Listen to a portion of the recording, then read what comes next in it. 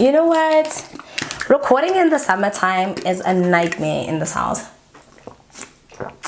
Hi everyone, and welcome back to the channel. If you are new here today, please make sure to click that subscribe button, and for all my returning subscribers, welcome to another video by your ultimate fave, who's ultimately kind of lowered her voice right now. And as you can tell, I'm using a completely different mic. I am used to using the Rode mic, and now I am using this one today, just kind of trying it out, kind of getting a feel of it. So if I don't raise my voice, please be mindful of the fact that I'm not raising it because I don't know how this mic is going to receive my sound. Guys, I recorded this video for about 25 minutes and realized that my mic was off the whole time.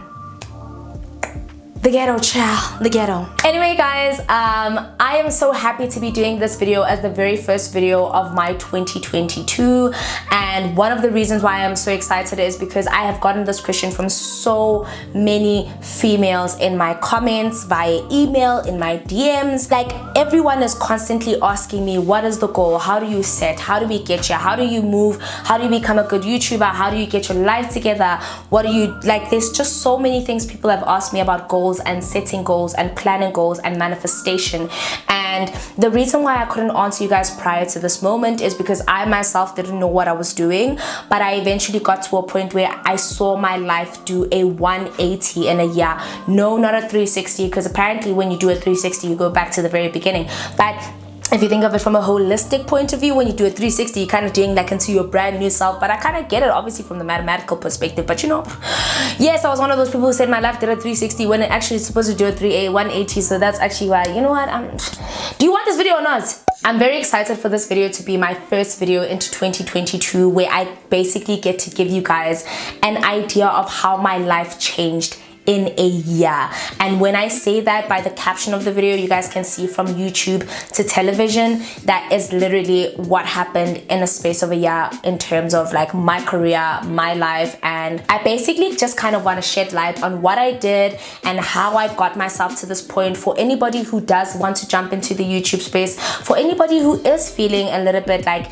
inspired as to how do I go about it, what do I have to do, I will just kind of tell you guys what I did and hope that you guys there is some sort of takeaway from this, right? So I divided it into like 4 or 5 steps, because that's literally the only kind of steps I came up with, because I don't know what I was doing. Anyway.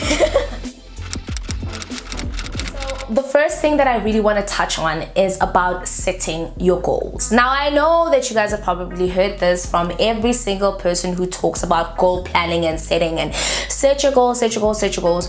But I'll explain why I say this, because a lot of us can say, oh, I want to be a YouTuber. You know, I mean, that's what I said for the past few years. I just want to be a YouTuber. I didn't think further than that. I didn't think I wanted to be a YouTuber that obviously has a niche. I didn't think about what I wanted YouTube to do for me in the next 3 to 5 years. I just had a goal that I wanted to be a well-known YouTuber. But then once you have that goal, it is so vague. You don't know where to begin. So I think last year, what I wanted to do, one of my goals in last year was that I wanted to reach the 100,000 subscriber mark. And when I began last year, I was on 8,000 subscribers, and then by December I was on 120,000 subscribers. So I think kind of having a big goal and then having actionable goals will kind of help determine the direction in which you're going in.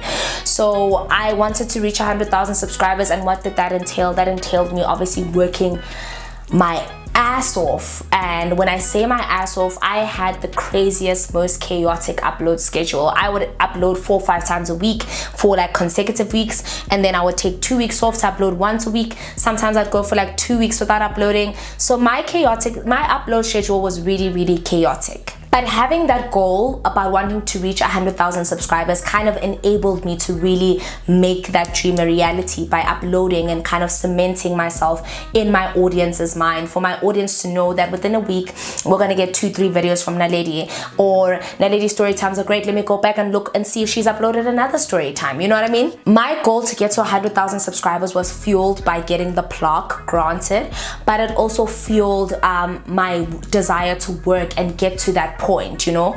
So you do want to actually have goals that you can set, because once you set those goals, you can actually identify which direction that you want to go. If you just want to be a YouTuber, For all you know, you've already reached your goal if you want to be a YouTuber that has 100 subscribers. Okay, you probably reached your goal, but you obviously don't want 100, you want 1,000. But why do you want 1,000? How do you want to get there? What do you want to look at? You know, having what in marketing we call the 5 W's: what, where, who, when, why. You know, when selling a product, when starting a business, anything, you just have to ask yourself those questions. What kind of product is it? Where am I going to sell it? When is it going to launch? Why is it there? Da da da da. Where's the location? Da da da. It's all a lot. Look, I know I'm using a whole lot of marketing terminology and marketing jargon, and I really apologize for that because I generally am like a marketing head. What I'm trying to say is having a big goal and then kind of breaking it down into actionable tasks, realistic goals you can actually attain. If you want 100,000, then work on getting 10,000. From 10,000, work on getting 15, 20,000. That's the only way you will achieve your goal without your goal feeling like it's a huge milestone.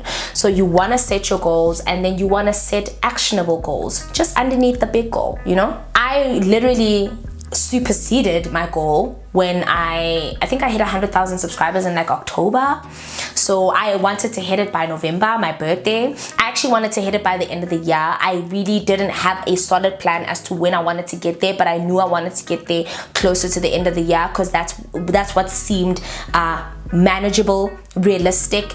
And when I superseded that goal, I realized that, oh my God. So one of my goals for this year is to double my subscriber count. I want to reach 200,000 subscribers by July. That's a lot. I'm asking for a lot. But if I action it down into realistic goals, I can say, okay, I'd love to reach 150,000 by April, May. Then I'd love to obviously work on getting 200,000. And obviously with everything that has happened for me over the past year and the exposure that I've been exposed to, because that's, you know, I don't know any other synonym for exposure. With all the exposure that I've had, I am hoping that obviously works in my favor. But that's because I've been working for it, right? Setting your goals, guys. So important. Write it down. Write it down. Write it on your notes. The Notes app is definitely, you know what, Apple can actually call the Notes app the manifestation app, because when people are not too busy writing out press releases about the things that they are or are not being sued for or apologizing for, that is a brilliant app for you to write down your goals and manifestations and always kind of go back and look if you've achieved it, because a lot of the time you forget. You're like, oh, I want to drink 2 liters of water a day. You realize that in a day you drank 4 liters. You know, you've literally crushed your goals. All you need to do is just be realistic about them. For example, me,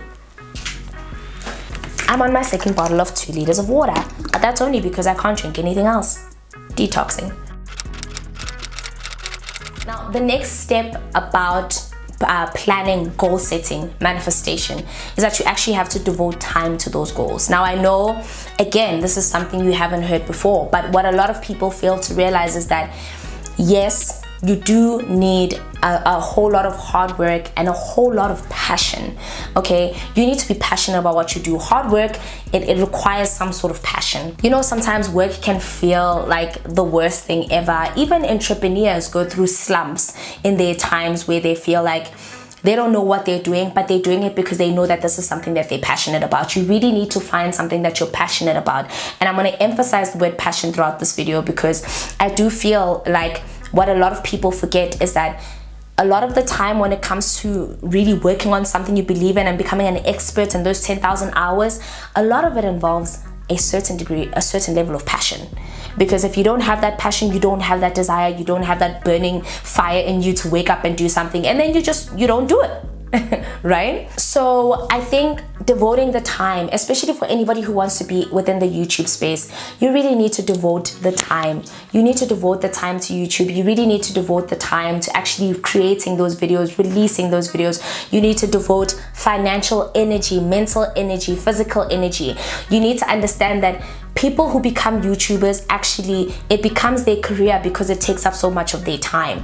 I always thought that influencers and YouTubers are 2 different things, and I still stand on that, because I feel like to be an influencer is one thing, and then to be a YouTuber, to literally bear your whole life on camera, that being your creating and making a living, that's a completely separate thing altogether, and it requires a level of relatability and vulnerability, and you need to be prepared to work on that, because what people don't realize is that with social media and everything that we've been exposed to, people can see beyond what you want people to see, especially with YouTube and stuff like that. Like there needs to be an element of realism. I think that's what the app kind of strives on, and I think that's what they kind of their premise is, that being yourself and creating videos that generally just about who you are.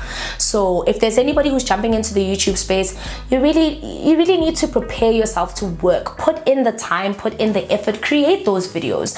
I know that at first it'll always be demotivating. It always is. Even me, I was demotivated a year ago, and I was sitting at like, I don't know how many thousand subscribers, but I was so demotivated, and I felt like nothing is working out for me. Nothing is working. And I probably was at 40,000 subscribers. I don't remember. But the point is, it requires you to have a certain level of hard work, okay?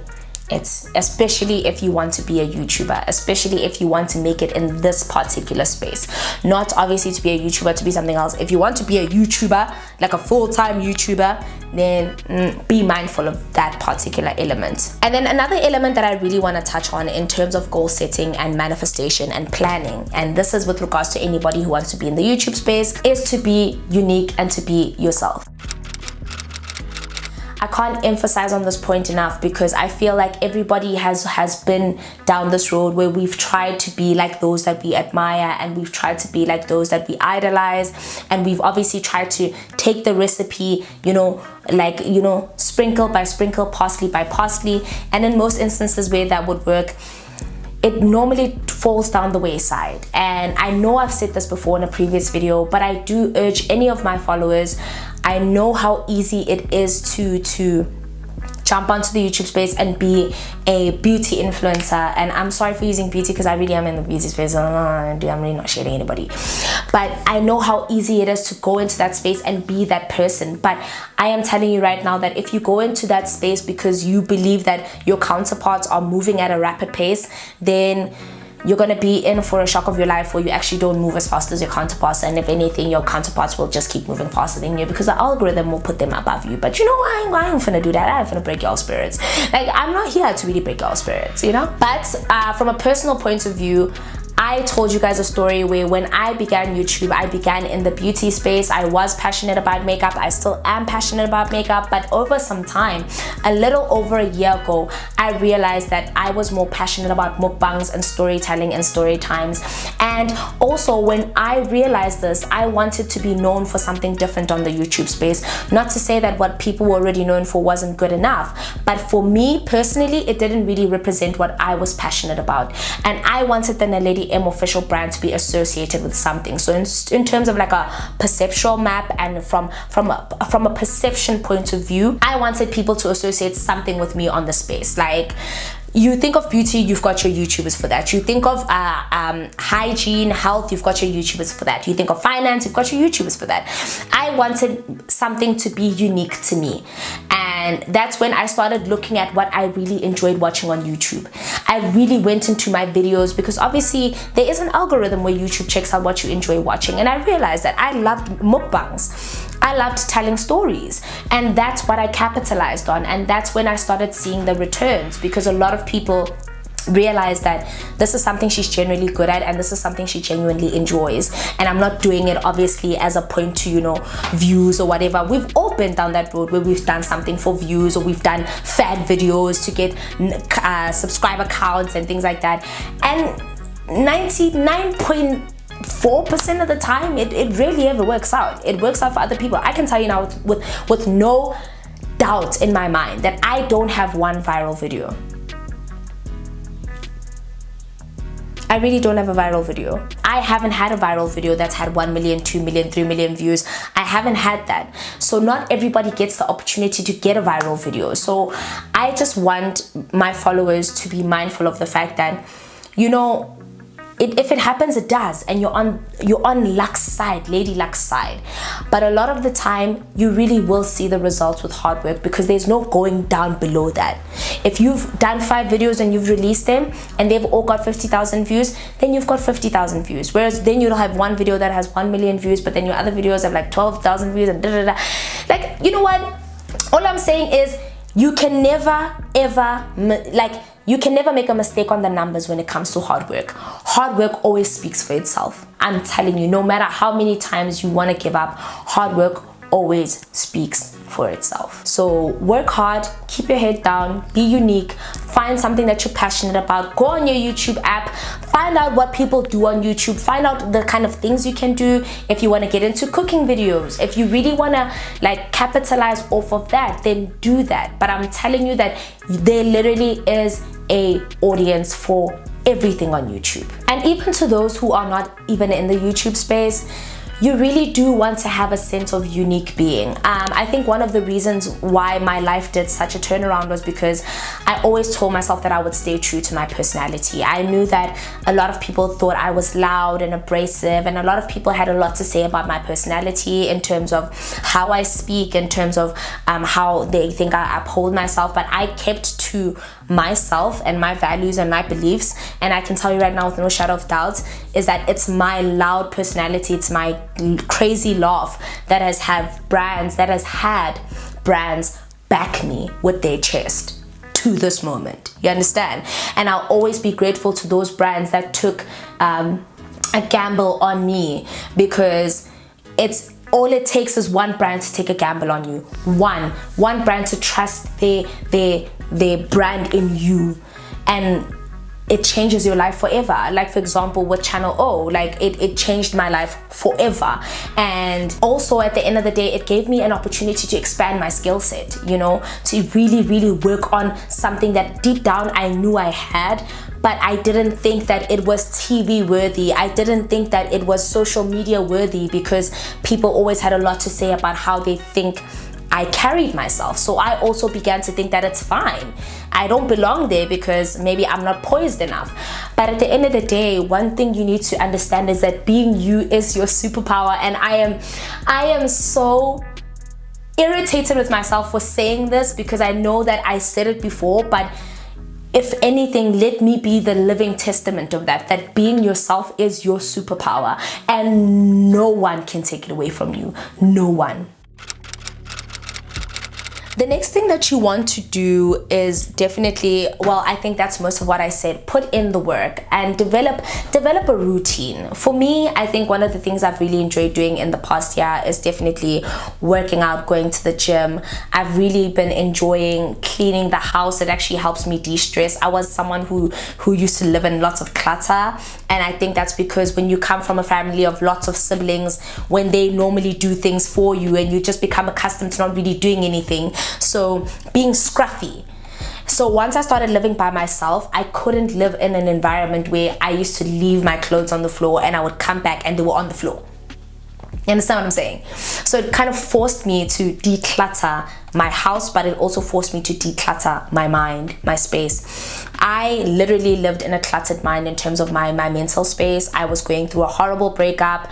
I was forced to deal with traumas that 26 years build-up of trauma that I didn't deal with, and I literally realized when I was all alone at the end of it, when I was by myself, no one there, lost the friends that I thought I wouldn't lose, and got to a point where I really had to look at myself in the mirror and ask myself, who is Naledi?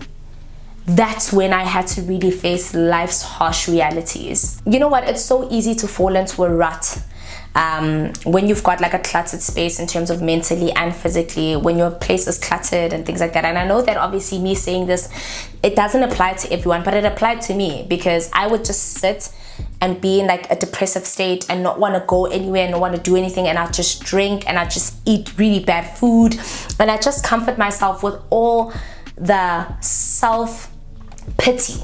The self-pity comforted me.